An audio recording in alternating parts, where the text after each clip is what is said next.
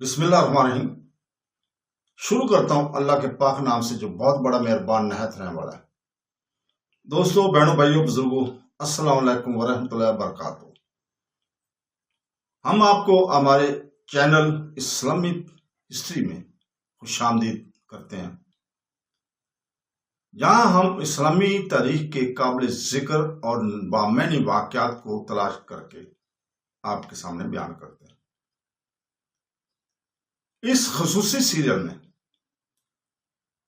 Amazing events کی اس خوبصورت serial میں ہم آپ کے لیے پوشیدہ، حیران کن اور فکر انگیز سوالات کو لاتے ہیں جو اسلام کو گہرے اور بامعنی نقطہ نظر سے سمجھنے میں ہماری مدد کرتے ہیں۔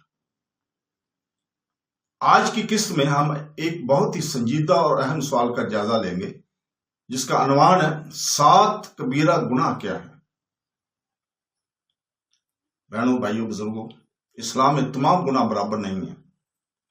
کچھ معمولی ہیں اور روزانہ عبادات اور نیک اعمال کے ذریعے معاف کیے جا سکتے ہیں، جبکہ دیگر بڑے ہیں اور کوئی شخص توبہ نہیں کرتا ہے تو ان کے سنگین نتائج برآمد ہوتے ہیں۔ ان کبیرہ گناہوں میں 7 ایسے ہیں جو خاص طور پر خطرناک ہیں۔ نبی کریم صلی اللہ علیہ وسلم نے اپنے صحابہ کو سختی سے تنبیہ کی کہ ان گناہ سے دور رہیں، کیونکہ ان کی دنیا اور آخرت دونوں پر تباہ کن اثرات مرتب ہوتے ہیں۔ ایسے آئیے ہم ان 7 بڑے گناہوں میں سے ہر ایک پر غور کریں اور ان کے گہرے معنی کو سمجھیں۔ پہلا اور سب سے بڑا گناہ شرک ہے۔ اللہ تعالیٰ کے ساتھ کسی کو شرک ٹھہرانا یہ سب سے سنگین گناہ ہے، کیونکہ یہ براہ راست اسلام کی بنیاد کے خلاف ہے، جو اللہ تعالیٰ کی مطلب اور وحدانیت پر یقین ہے۔ شرک ظاہری اور شکلوں میں ظاہر ہو سکتا ہے، جیسے بت پرستی، لیکن یہ لطیف طریقوں سے بھی ظاہر ہو سکتا ہے، جیسے کہ دوسروں پر اس طرح بھروسہ کرنا جو صرف اللہ کے لیے مخصوص ہونا چاہیے۔ یہ گناہ ایمان کی پاکیزگی کو ختم کر دیتا ہے، انسان کو حقیقی ہدایت سے دور کر دیتا ہے۔ دوسرا بڑا گناہ جادو ٹونا یا جادو کرانا ہے یا جادو کرنا ہے۔ اس میں ایسی کارروائیاں شامل ہیں جن میں دھوکہ دہی، ہیرا پھیری اور نقصان دہ یا چھپی ہوئی قوتوں سے مدد لینا شامل ہے۔ اس طرح کے عمل سے نہ صرف افراد کو نقصان پہنچتا ہے بلکہ معاشرے میں خوف اور فساد بھی پھیلتا ہے۔ اسلام جادو سے سختی سے منع کرتا ہے، کیونکہ یہ لوگوں کو اللہ تعالیٰ پر بھروسہ اور نقصان دہ کاموں کی طرف لے جاتا ہے۔ تیسرا گناہ ایک بے گناہ کی جان لینا ہے۔ اسلام میں انسانی زندگی مقدس ہے اور ناحق قتل سنگین ترین جرائم میں شامل ہوتا ہے۔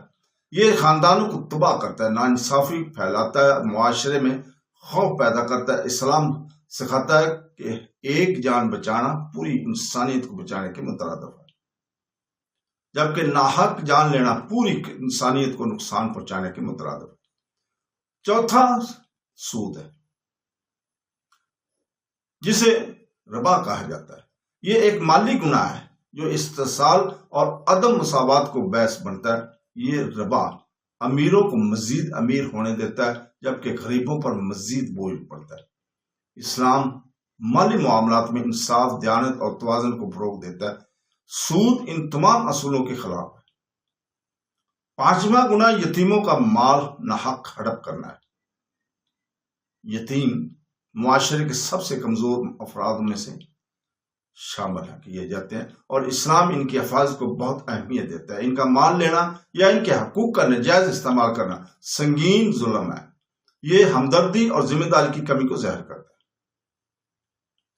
اب آتا ہے چھٹا گناہ۔ چھٹا گناہ حق کی جدوجہد کے وقت میدان جنگ سے منہ موڑنا ہے۔ اس کا مطلب صرف جنگ ہی نہیں ہے، بلکہ جب حق اور انصاف کے لیے کھڑے ہونے کی ضرورت ہو تو ذمہ داری سے درخوردار ہونا بھی اسی میں شامل ہوتا ہے۔ یہ کمزوری، خوف اور صحیح کو برقرار رکھنے میں ناکامی کی عکاسی کرتا ہے۔ اب آتے ہیں 7ویں نمبر پہ۔ 7واں اور آخری بڑا گناہ پاک دامن اور معصوم عورتوں پر جھوٹا الزام لگانا ہے۔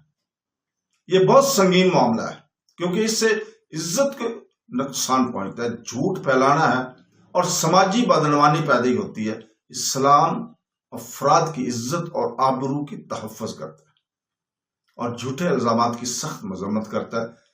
پیارے ناظرین، جب ہم ان 7 گناہوں کو ایک ساتھ دیکھتے ہیں تو ہم دیکھتے ہیں کہ یہ زندگی کے مختلف پہلوؤں کا احاطہ کرتے ہیں، جن میں ایمان، اعمال، رشتے اور معاشرے شامل ہیں۔ ان میں سے ہر گناہ نہ صرف فرد کو نقصان پہنچاتا ہے بلکہ معاشرے میں عدم توازن اور ناانصافی بھی پیدا کرتا ہے۔ ایک اور اہم سبق یہ ہے کہ اسلام نہ صرف اس بارے میں واضح رہنمائی فراہم کرتا ہے کہ ہمیں کیا کرنا چاہیے، بلکہ یہ بھی کہ ہمیں کن چیزوں سے بچنا چاہیے۔ کبیرہ گناہ سے بچنا بھی اتنا ہی ضروری ہے جتنا کہ نیک اعمال کرنا ہے۔ دوستو، بہنوں، بھائیو، بزرگوں، یہ یاد رکھنا بھی ضروری ہے کہ گناہ کتنا ہی سنگین کیوں نہ ہو، توبہ کا دروازہ ہمیشہ کھلا رہتا ہے۔ اللہ تعالیٰ بڑا مہربان اور معاف کرنے والا ہے۔ اگر کوئی شخص سچے دل سے اللہ تعالیٰ کی طرف رجوع کرے، استغفار کرے اور بدلنے کا پختہ ارادہ کرے تو اسے معاف کیا جا سکتا ہے۔ امید کا یہ پیغام بہت اہم ہے۔ یہ ہمیں یاد دلاتا ہے کہ اگرچہ ہمیں گناہ کے نتائج سے ڈرنا چاہیے، ہمیں اللہ کی رحمت سے کبھی مایوس نہیں ہونا چاہیے۔ ان 7 عظیم گناہوں پر غور کرنے کے لیے ہمیں اپنی روزمرہ کی زندگی میں زیادہ باخبر اور زیادہ محتاط ہونے میں مدد ملتی ہے۔ یہ ہماری حوصلہ افزائی کرتا ہے کہ ہم عمل کرنے سے پہلے سوچیں، اپنی خواہشات پر قابو رکھیں اور اللہ تعالیٰ سے اپنا تعلق مضبوط رکھیں۔ یہ ہمیں ذمہ داری کا درس بھی دیتا ہے۔ ہمارا ہر لفظ، ہر عمل اور ہر فیصلہ ہماری زندگی اور ہماری آخرت پر اثر انداز ہوتا ہے۔ جب ہم ان گناہوں کی سنگینی کو سمجھتے ہیں تو ہم ان سے خود کو بچانا شروع کر دیتے ہیں اور ایمانداری، انصاف اور خلوص کی زندگی گزارنے کی کوشش کرتے ہیں۔ تو دوستو، اس کے ساتھ ہی آج ہم اجازت چاہتے ہیں آپ سے۔ کل تک کے لیے، کل انشاءاللہ تعالیٰ ہم اسی وقت پھر آپ کے سامنے حاضر ہوں گے، اگلی قصہ لے کر، جس میں ہم بیان کر رہے ہیں نبی کریم صلی اللہ علیہ وسلم جنت میں کس سے شادی کریں گے۔ یہ بھی ایک بہت پیارا سوال ہے جس کو کل ہم انشاءاللہ تعالیٰ آپ کے سامنے پیش کریں گے۔ اللہ حافظ۔